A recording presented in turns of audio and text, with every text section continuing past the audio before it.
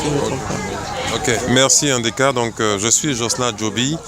Je suis secrétaire général de MTN Côte d'Ivoire. Je suis également secrétaire exécutif de la Fondation MTN. Donc, les 21 jours d'action citoyenne, ça a été lancé depuis 2007 par MTN Group. L'objectif, c'était d'offrir un cadre aux employés afin qu'ils puissent réaliser des projets au profit des communautés. Et donc, depuis bientôt 7 ans, nous ne faisons que ça chaque année, du 1er au 21 juin. Pourquoi 1er au 21 juin? Parce que MTN à l'époque avait 21 opérations. Maintenant, c'est 22 avec la scission du Soudan, mais bon, les 21 jours sont restés là. Donc, c'est 21 jours pendant lesquels les MTN se mettent au profit des communautés pour réaliser des projets à leur profit. C'est-à-dire que tout ce qui est fait, c'est fait pour les communautés. MTN, ce n'est pas que du business. C'est du business, nous avons une fondation également, mais nous voulons également que nos employés s'investissent. Donc, c'est tout ça qui sous-tend notre activité dans le cadre de ces 21 jours d'action citoyenne. Aujourd'hui, on parle d'éducation. Bon, on peut bien s'imaginer, mais j'ai bien envie de vous poser en quoi est-ce que ces visites médicales participent justement à scolariser ces enfants ou bien font partie du grand thème d'MTN qui est promouvoir l'éducation voilà, dans les pays dans lesquels MTN est installé. Ok. En fait, l'éducation est un thème majeur qui est retenu par MTN. Vous savez que l'Afrique est le continent qui souffre le plus, on va dire, en matière d'éducation dans la mesure où souvent les infrastructures ne sont pas équipées comme il se doit.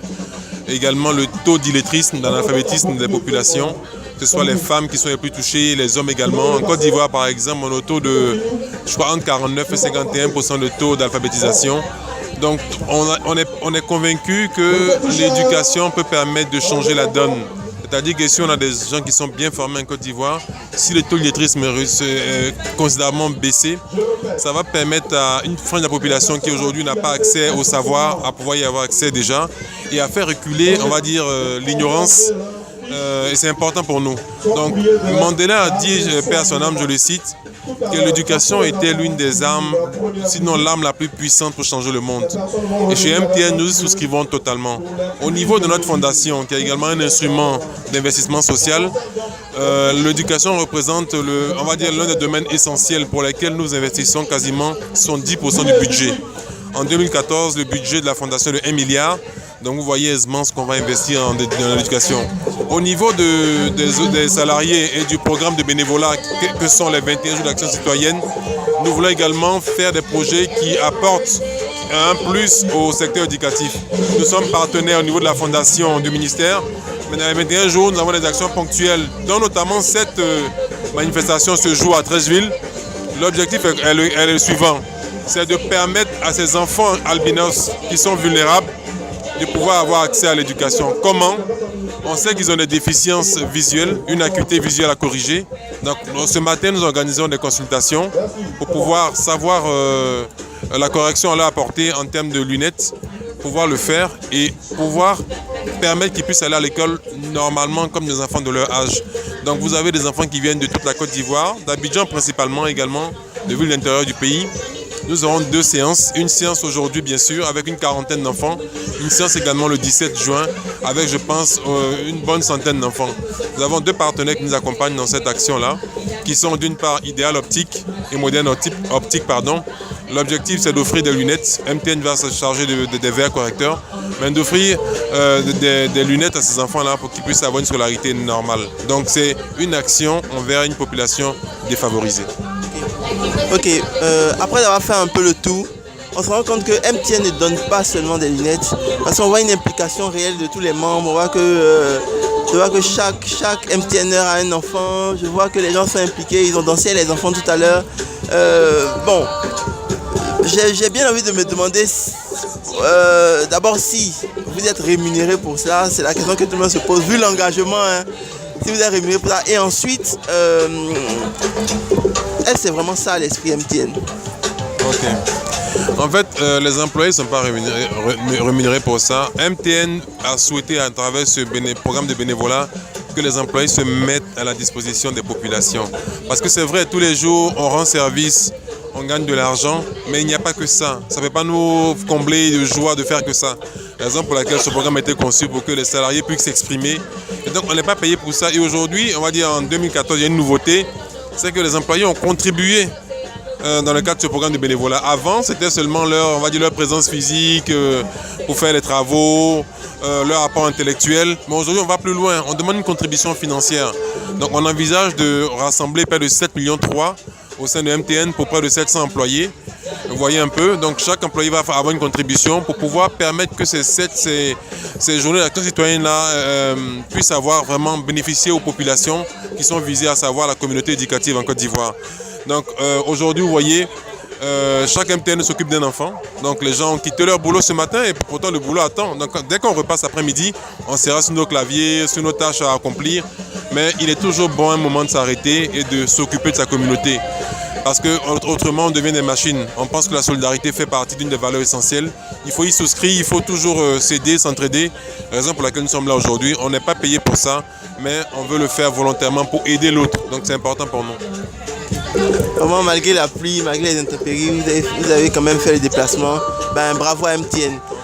Est-ce que vous avez un message à lancer à l'endroit de toutes ces entreprises qui voient les différents problèmes auxquels les populations seront confrontées?